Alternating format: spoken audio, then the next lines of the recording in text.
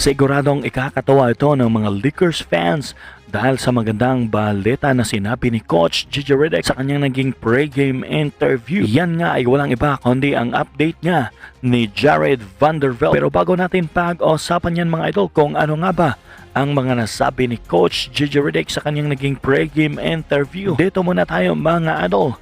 Pinostpone nga ng NBA ang magiging laban sana bukas ng Los Angeles Lakers kontra sa San Antonio Spurs dahil pa rin yan sa nagpapatuloy na wildfire sa lugar mga idol. Speaking of wildfire mga idol, ay maluwalo nga si Coach JJ sa kanyang naging pre-game interview dahil nga raw sa nangyaring insidente sa kanilang lugar na dahilan nga raw ng pagkasunog ng kaniyang bahay.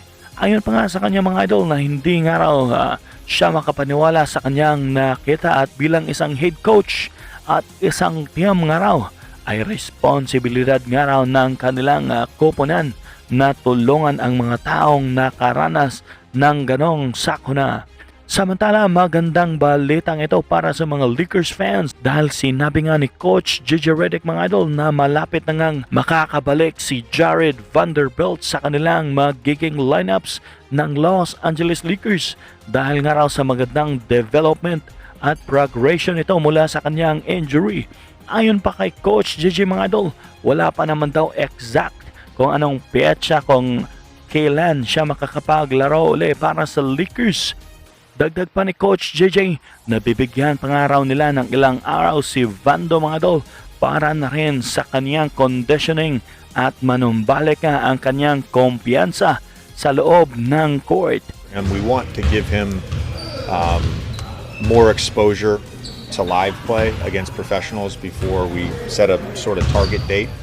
But it is imminent that he'll be back with us.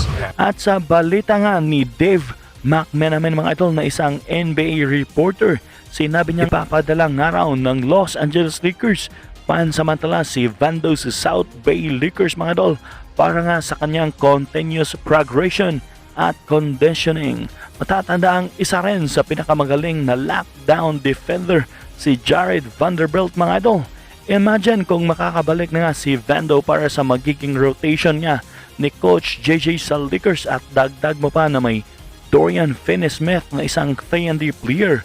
For sure malaking impact yan para sa Los Angeles Lakers mga idol, lalong-lalo na nga sa kanilang magiging depensa at para na rin tulungan si LeBron James at Anthony Davis. Anong masasabi niyo mga idol sa mga nasabi nga ni Coach Gigi Redick sa kanyang pre-game interview at sa mulingang pagbabalik ni Jared Vanderbilt para sa Los Angeles Lakers?